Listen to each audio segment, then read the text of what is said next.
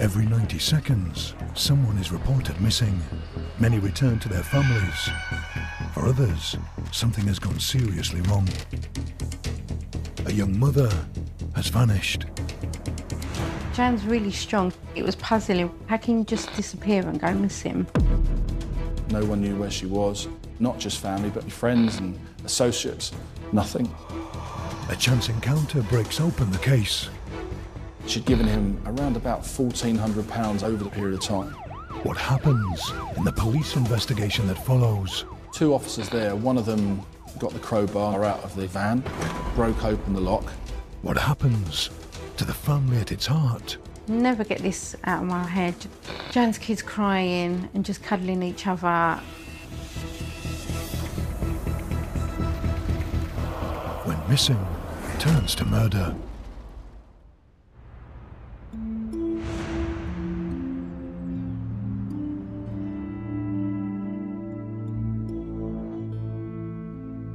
Me and Jan grew up together from a very young age.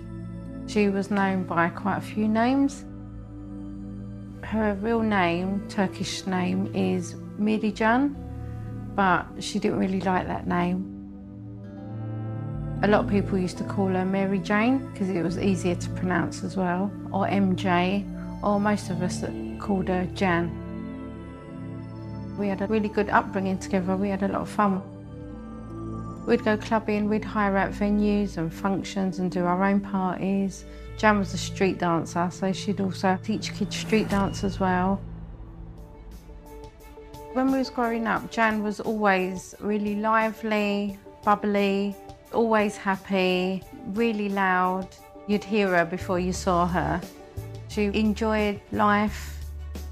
She was very, very independent, very proud of anything that she'd done. We just had a lot of fun as teenagers. But even the closest of families drift apart. Around early 30s, we started losing touch. She just met her new partner. So, like you do when you get a new partner, you just focus on your relationship. And Jan was pregnant with a little girl at the time. So she was busy doing everything. I had other stuff going on. So we just drifted apart and lost touch. With young children and busy lives, time passes. And then 6 years later, around May 2018, I was flicking on Facebook one day. I come across the missing persons poster. I couldn't believe it. I was so shocked. I was like, why is she missing? What's happened? Is she okay? It was just a panic. You just don't know what to react, don't know what to do. I contacted her sister Mel that had put the poster up, and I said, like, what should we do? She'd already contacted Missing Persons. They were the ones who supplied the poster. So the first time I heard of the Mary Jane Mustafa case was via the police. So the police contacted us to assist with publicity, but also with a request to support the family.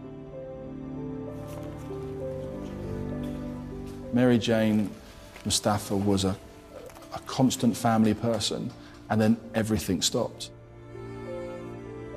And the concern grew and grew and grew.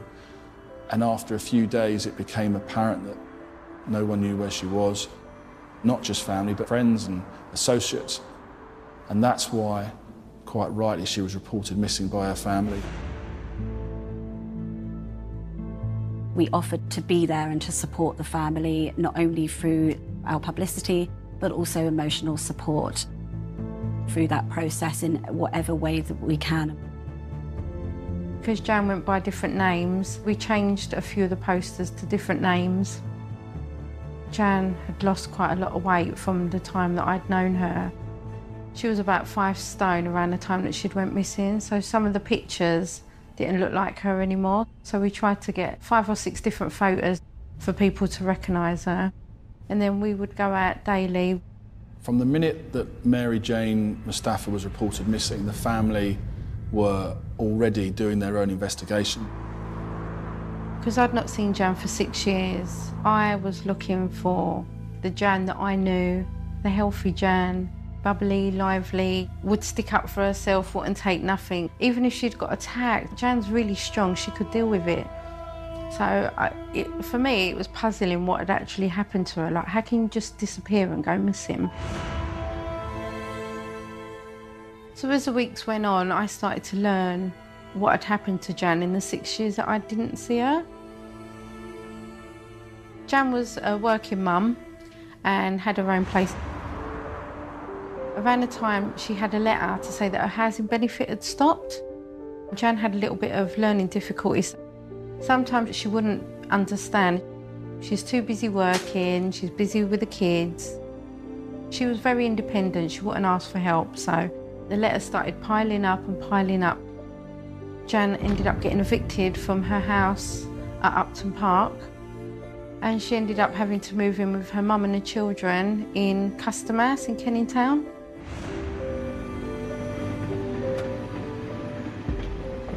Not a very nice area. She became really depressed and stressed because she was always independent. So having this life living on your own as a working mum to having to move in with your mum and the kids, she found that really hard.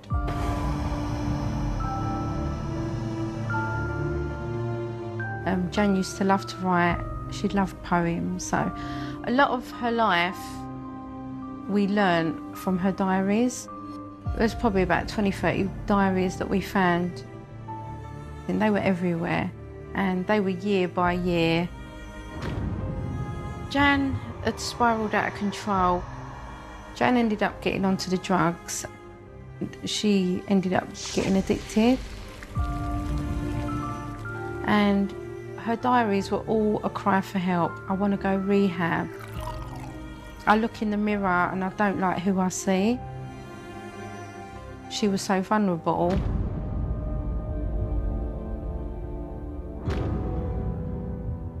Mary Jane had somewhat of a chaotic lifestyle. She was quite vulnerable. She had got herself in with some bad people over the years, and drugs became part of her life. Family was telling me what they'd gone through with Jan, trying to get her into rehab.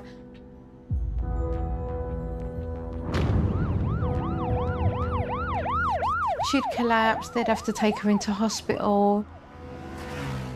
She'd get better, then she'd mix with her friends again. It would just go over and over and over again.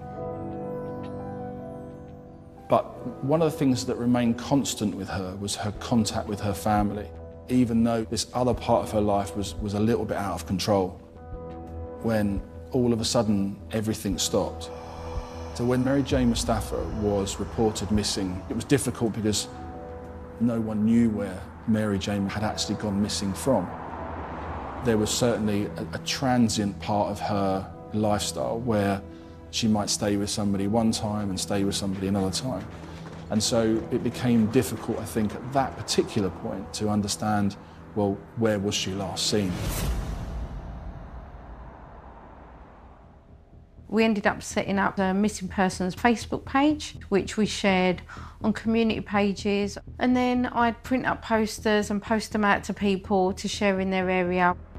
I contacted New Recorder, who put Jan on the front page of the paper. They'd put a lot of her stuff online. Any sightings that we got, they'd share. They helped a lot with the investigation. They were amazing.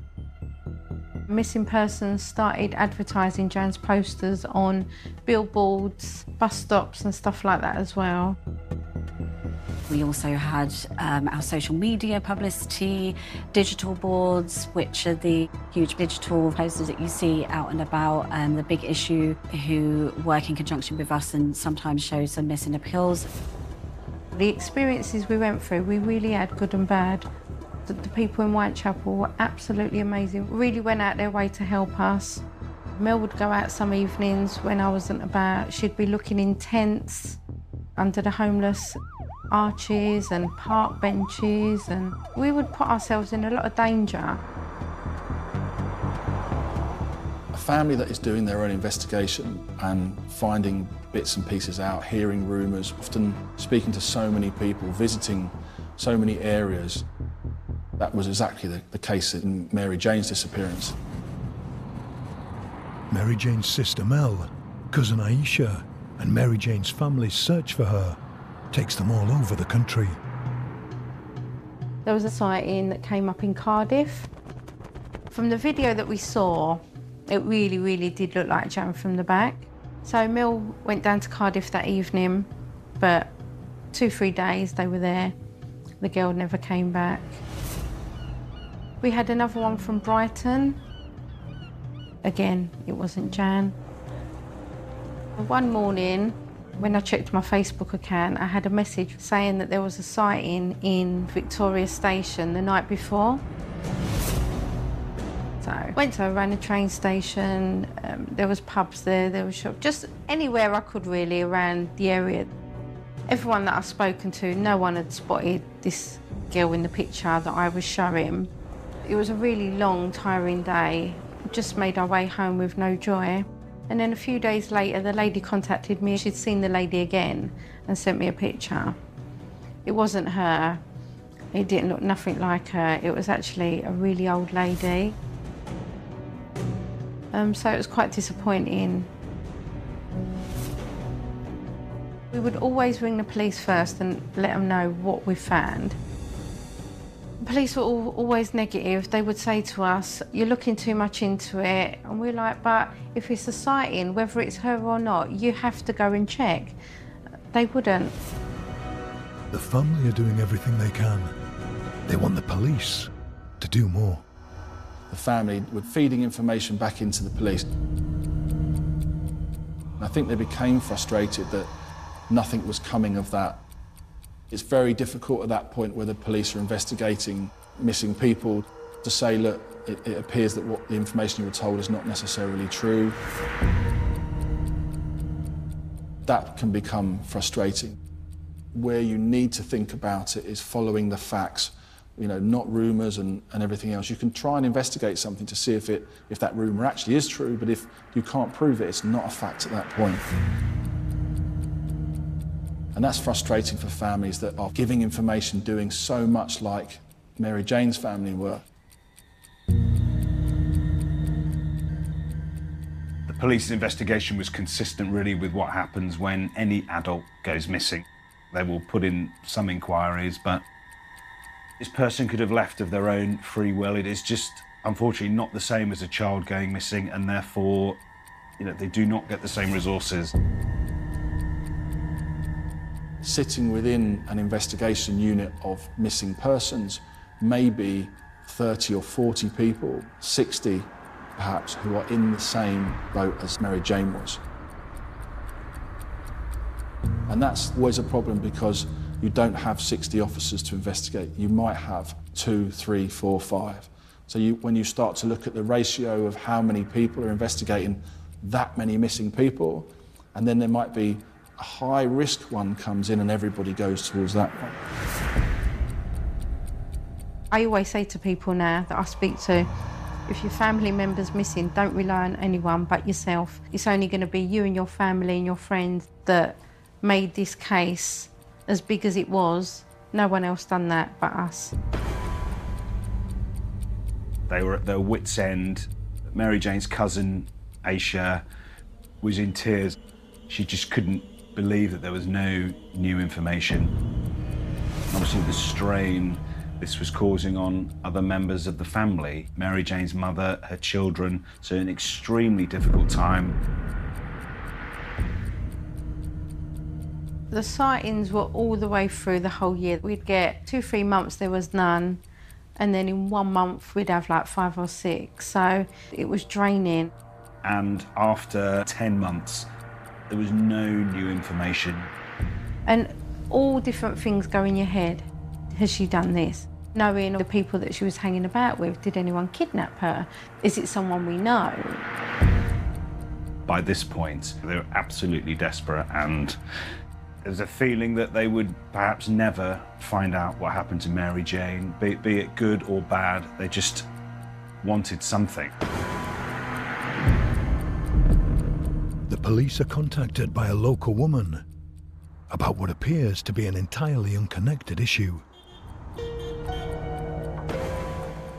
There was a lady, a church-going lady who had befriended a man, and she kind of saw her task to try and help him. And that unfortunately meant she was giving him money. Money that he said was for travel to get him home or to help get somewhere to live, but really was to just help his lifestyle of drugs and everything else he was doing. She'd given him around about £1,400 over the period of time. And then one day she said, "I want to meet you." And he'd already told her he wasn't very well, but she was demanding that he meet her and, "What are you doing?" And, you know, I'm trying to help you here. And she goes to his flat. He wasn't there, he wasn't answering. And she called the police to say, well, this guy, he said he's not very well, I've been helping him, and he is now not answering his door. The officers reported back and said, well, there's not quite enough just yet, he might be out, might have not remembered. We'll keep it on file and we'll go back.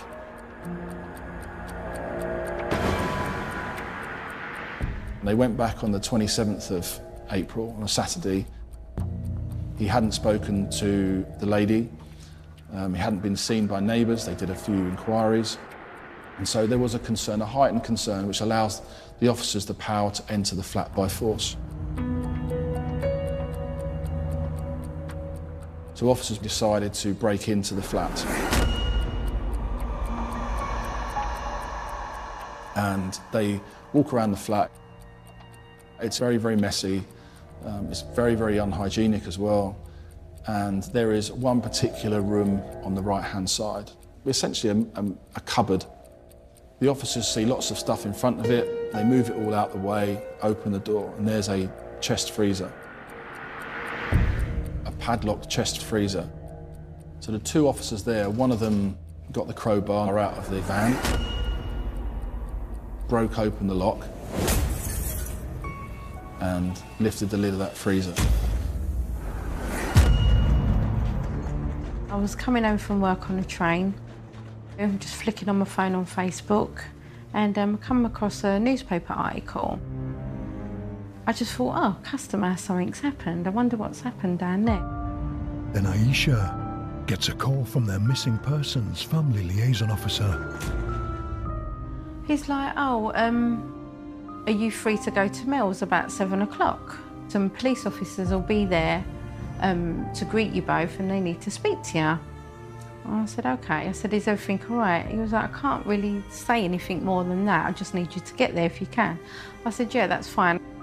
And I said, oh, why are you on the phone? I goes, have you heard what's happened at customer? It ain't anything to do with that, is it? He said, I can't say.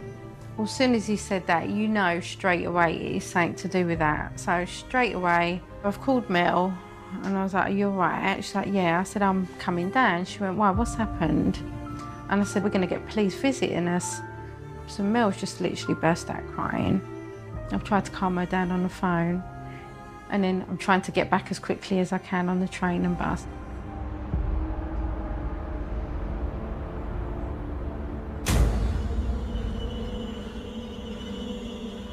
So the two police officers went to that flat. They broke into the flat, looking for somebody that might be unwell. Broke into that freezer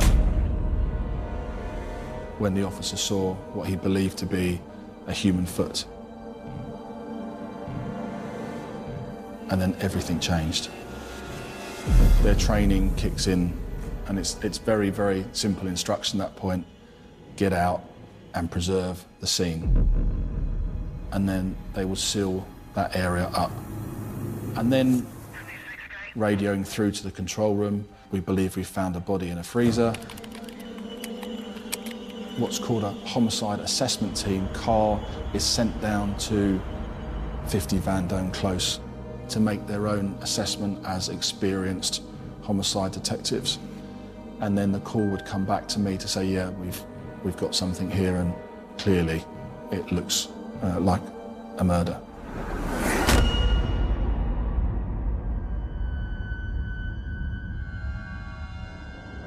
And then 2 police officers that we've never seen before, we don't know who they are, nothing to do with the missing persons investigation at all. Quite high up.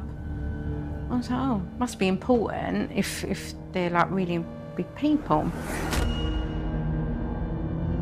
And it's very important to understand the scene yourself. When you talk about a scene to senior officers and other people that want to know what's happening. And so I went down to the scene inside the flat and looked around and just tried to get a general assessment myself. And it did look chaotic. Somebody who didn't really care much for hygiene, lots of things thrown and scattered around. There was quite a number of female items lying around. The odd handbag or purse or something else which had a female connotation to it. They've told us that there's been a discovery at Vandom Close. Some of Jan's personal belongings had been found at the flat, including a black leather handbag with her medication. And the date of her medication was April 2018. That was the time that Jan had gone missing.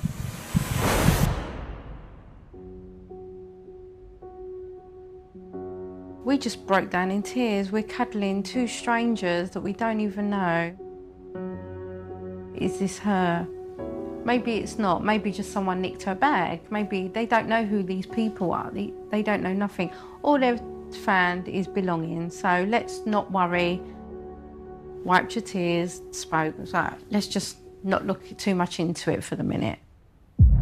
Now, led by Senior Investigating Officer Simon Harding, the investigation into the murder is rapidly gathering pace. We already knew that it was a lone male occupant. The foot looked female. I know it sounds sort of odd, but the kind of feminine looking. So you could build on that intelligence to look at your missing persons database between the person that owns the flat to anybody in that database that's missing. But at that time, there wasn't. It was just a list of a number of females missing, but no link to the resident of that flat. It's already clear this is going to be a very complex case. The crime scene itself has the freezer inside it, and you don't just run in and take the freezer and then see what happens. You need to understand how it got in there, who brought it in there. At that time, all you could see was essentially 1 foot and a big white towel that was on top. And everything was frozen. So a lot of examination would be done whilst that freezer is in situ. Fingerprints, DNA, obviously lots of photographs before moving that freezer out. So taking that freezer out was a very meticulous process, a very forensically aware process to make sure that no damage was caused, and obviously with as much dignity as you could afford the person in there. Once taken out, it goes off to a mortuary, and the particular mortuary it went to has the ability to X-ray that freezer to see what we are looking at. Aisha and Mel realise there's a connection between Jan and the Canning Town flat. Jan was staying with a friend across the road. She's never mentioned this flat.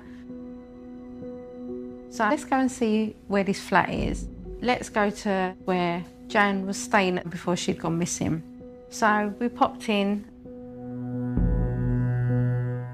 and Zahid's name came up for the first time ever.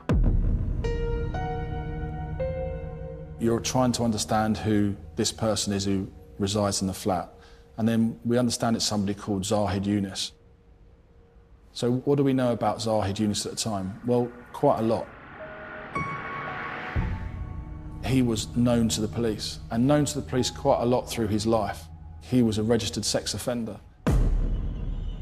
Aisha and Mel speak to the lady who Mary Jane lived with in the flat opposite.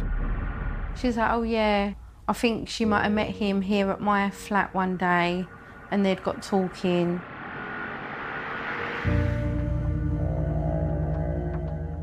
It's like, she's been missing for 1 year. Why did you never ever mention that while she was staying with you, she'd met this man? He's not your normal man. A significant part of his character was violence. He was a trained boxer and would use that against his partners. And every single one of them suffered at some way the most extreme domestic abuse that you can see. And this guy is a sex offender. He's a rapist. He's an abuser.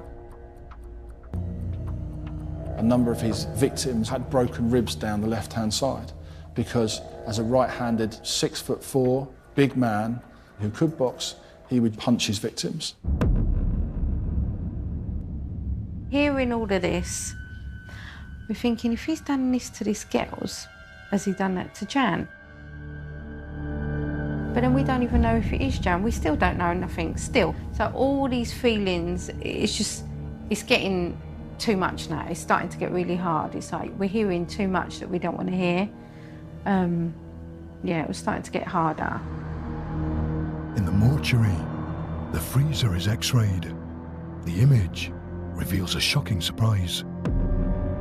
And then I had that phone call to say, boss, you won't believe this, but there's another body underneath. There is another body inside that freezer, now 2 people.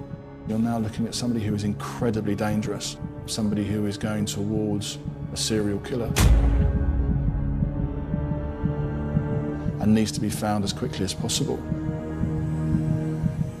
So that manhunt is now on for him.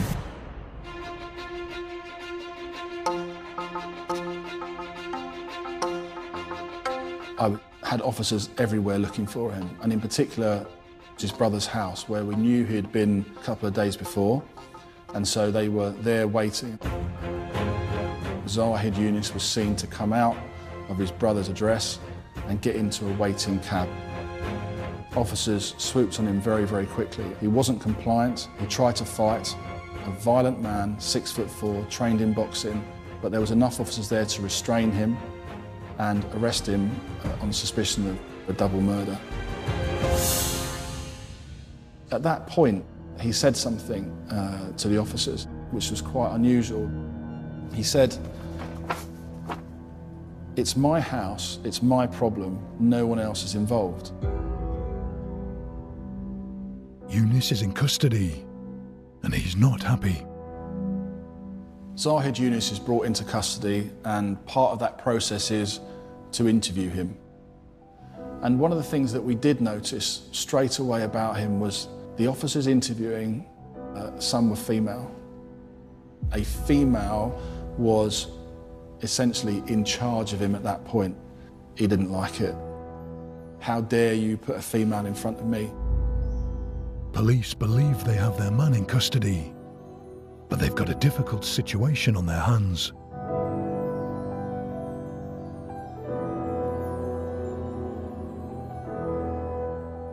When somebody is arrested, brought into custody, certainly in the case of murder, you don't want them walking out again. And so you need evidence to get a charge for murder. We hadn't even got to that stage within those couple of days where we could start the post-mortem on the 2 bodies. And that is what you need to then have a cause of death. It took many, many hours to explain the case and all the different circumstantial evidence we'd built up around the outside to get to that point where we could charge with something to keep him in custody, and that was preventing a lawful burial. It allowed us to remand him in custody, which would then give us more time to get to the point where we could identify how these people were killed and is there any forensic link between Zahid Yunus and the 2 bodies. With Yunus detained, the job of formally identifying the bodies in the freezer continues. One of the biggest challenges was the 2 bodies inside the freezer. It was probably one of the most complex crime scenes you could have. The process of thawing those bodies out, not knowing who they were, took a long time, but eventually, over the course of many days, we had the ability then to start to separate and then begin to identify, firstly, who they were, and then also how they died. One of the things that helped us was Mary Jane had a significant tattoo on her body, which we were able to match up against a record of her being a missing person.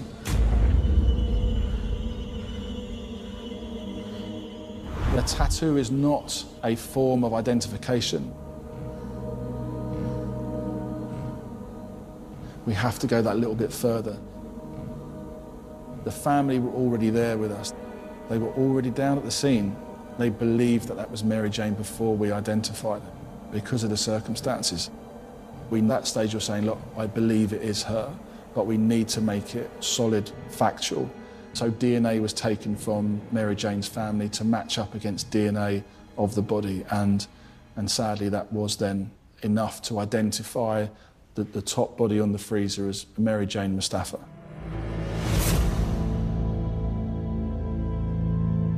It's now been confirmed that it's Jan. I just burst out crying, but I'm thinking, I can't cry, like, I need to get Mel out. So I've gone in to see Mel, and she could see that I was crying. She was like, are you all right? I was like, yeah, we need to go. Yeah, she went, it's her, isn't it? I was like, no. She went, I can read you. Or she goes, I know your face. She goes, it's her, isn't it? I was like, yeah. She's flipped. I was like, we need to just go. We need to go and tell Mum and the kids. I said to Mel, you go and speak to Mum, you tell Mum, and I'm going to take the kids. So I took Jan's son and daughter into the bedroom. So she's telling her mum, and I've told the kids. Never get this out of my head, just seeing Jan's kids crying and just cuddling each other and trying to comfort each other. So I've just left them be. Jan's mum, she was just numb. And it's your daughter. Deep down, she probably knew it was her. But until it was confirmed, we was always in denial.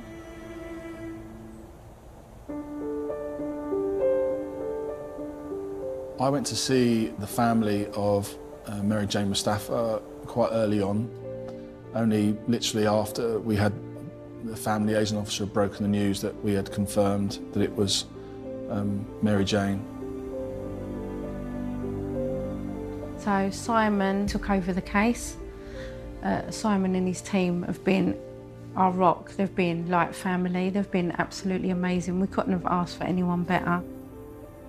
Our investigation was helped quite a lot because of the amount of investigation the family had done already on themselves. Aisha presented me with 2 huge files of documents and information and photographs and everything else. They were incredible in what they did, going out day and night in that initial phase of missing persons.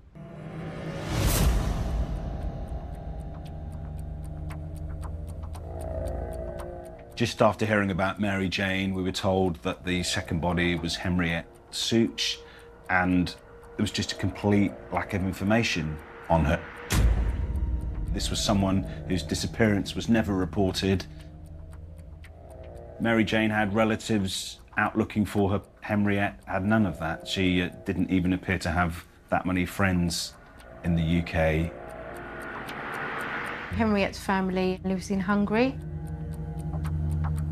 Well, we travelled to Hungary to see that family to unfortunately break the news that it was Henriette in the bottom of the freezer. The only person that we've ever had contact with that's linked to Henriette is Sonia from the Welcome Centre.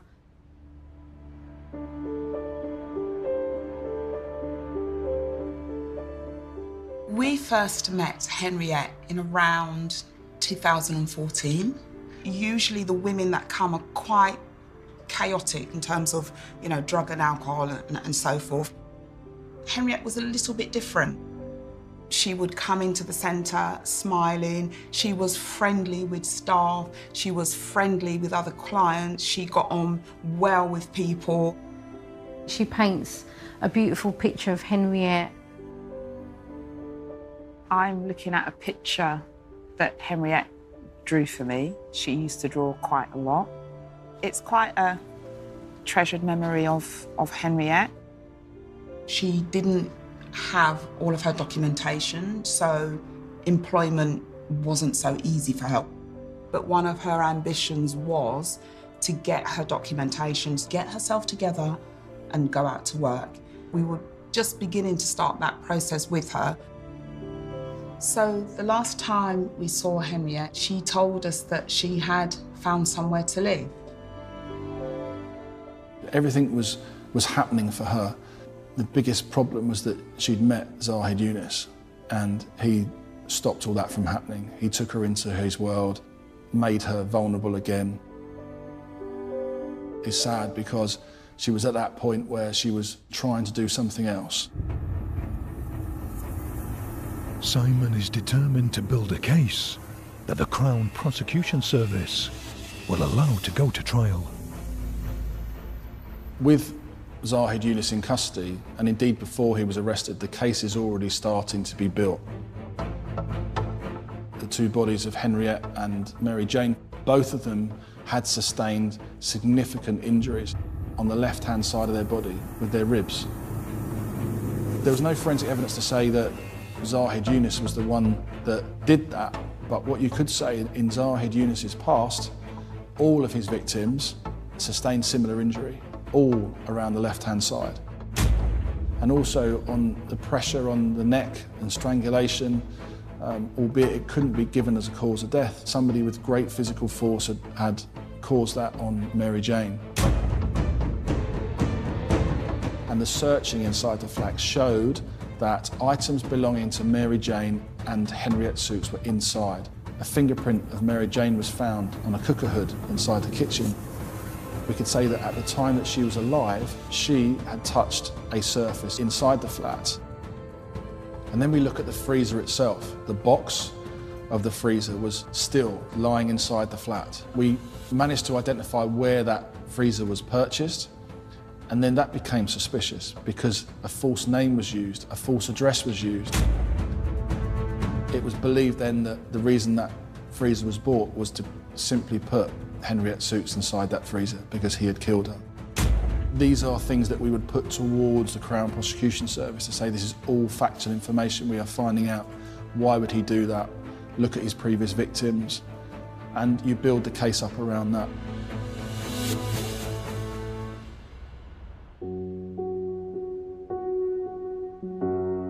Mary Jane's body had been identified, and then what followed for her family was months and months of not knowing whether this would go to trial as a murder trial. Then they would travel to these court appearances, really diligently turning up. It meant that there were months and months of waiting for Mary Jane's family, which just prolonged the pain. Obviously, we was trying to plan for Jan's funeral as well. In between court cases, we was trying to do that. It's a real honour to be invited to the funeral of Mary Jane. That doesn't often happen if you're a journalist. I'd formed that bond with Mary Jane's family. Jan had such a beautiful funeral. She had horses, white doves, pink feathers. She loved pink. It's a hugely emotional moment. Someone who was so massively loved, and a burial that was so befitting of someone that meant so much to so many people. And yeah, it was beautiful. She had a really beautiful funeral. For Henriette, the police ended up taking her ashes back to Hungary for the family. That was a really beautiful thing for them to do.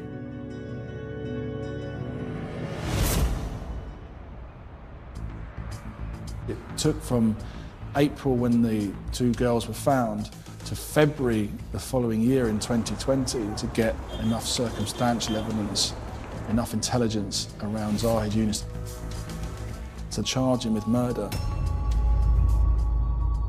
Zahid Yunus faced trial at Southwark Crown Court in London, and the family knew he went to trial without a cause of death, and that is very, very difficult. You've got to convince a jury that without actually knowing how they died, that this person is responsible for their death.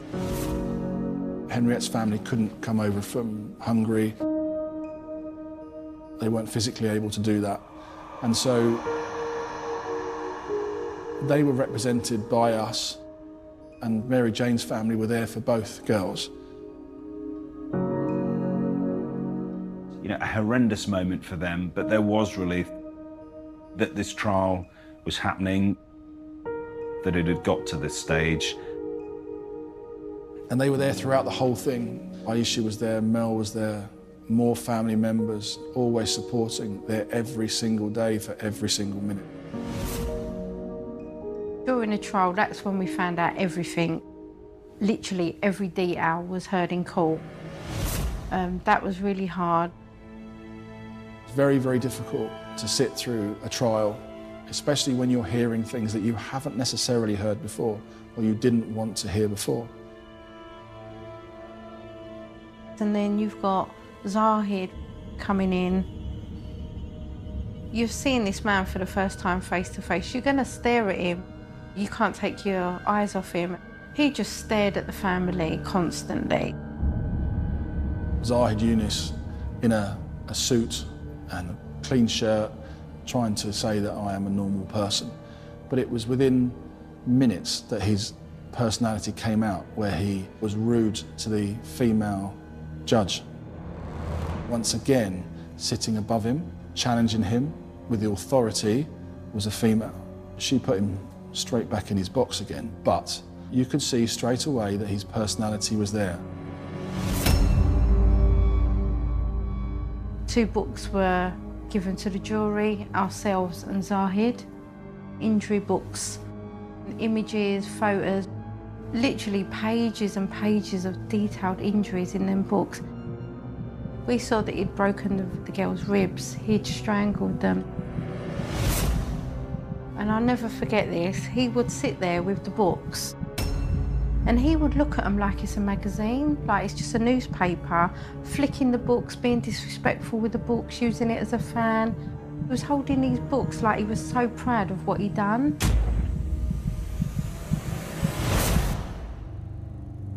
He then gave an account. For the first time, we're actually going to hear what he's going to say against all this evidence. With Henriette, he said that he didn't really know her that well. She kind of stayed at his place, and he came back one day and she was lying on a sofa and he realised that she was dead. He said he spoke to a friend and said, "What shall I do?" This friend said, "With your previous convictions, the police will think you've murdered her, so the best thing to do is buy a freezer and put her in it." And then 2 years later, the same person said that he needed to come round to another house where he saw the body of Mary Jane on the floor, and that he was blackmailed and told to put the body in the freezer with the other one. So he'd never met Mary Jane before. Well, we had the fingerprint of Mary Jane inside the flat. It was clear that all of what he was saying about not knowing them was completely untrue. So, hearing everything we heard, seeing Zahid's behaviour towards the judge, being disrespectful to her and being told off. All the information we had, we thought was presented really well. Zahid Yunus came up with a really implausible story about the 2 girls. We're really, really confident. So we're thinking, last couple of days, everything's done. Jury's gone out now. But it's an agonising time because you want to do what is right for the family. There's no other way but a conviction.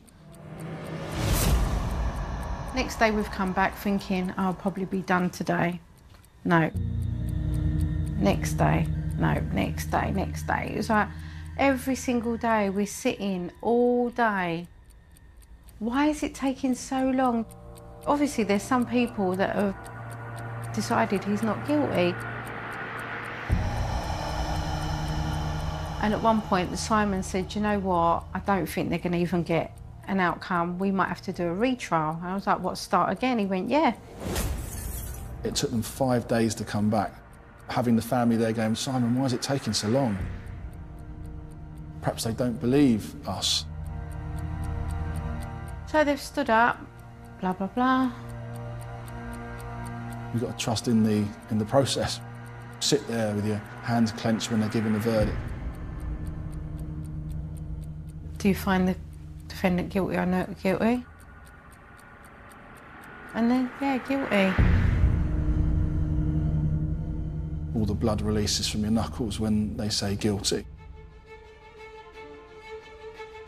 Mel had shouted something out. Everyone's all excited and happy. He's been found guilty. Zahid Yunus was convicted by a jury of the murder of Mary Jane Mustafa and Henriette Sooks, sentenced to life with a minimum term of 38 years. A significant sentence. The first time that he can even ask to come out is at that 38th year. Went and had drinks with the police to celebrate the outcome. When the trial finishes, you think, did we do enough for that family? And I was immensely proud of the hard work that the team did to get Zahid Yunus convicted of those murders, especially when you don't have a cause of death. It was like a relief, like a big weight off our shoulders. But because it's been non-stop, non-stop, non-stop, non-stop, it's like, what do we do now? You don't want it to finish because while it's all going on, you still feel like you're helping Jan, you're still supporting her. There is no such thing, in my opinion, as closure around these sort of things. It's just another stage of grief. But the work continues with the family. They still, now, years later, are working to support other families who have suffered at the hands of murderers. So since the girls have passed away, we've always wanted to keep their memory alive. And you can't imagine, really, as a family, to go from that missing through to that murder, through to the conviction, to then take it into a positivity, a legacy after everything else has finished. And my passion is now to help others, and that's what I will do going forward.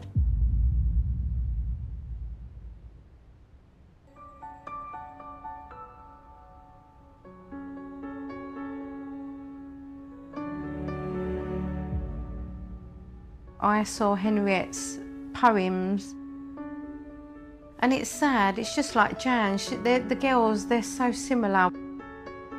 It's all happy at the beginning and all positive, and then as the years go, they deteriorate.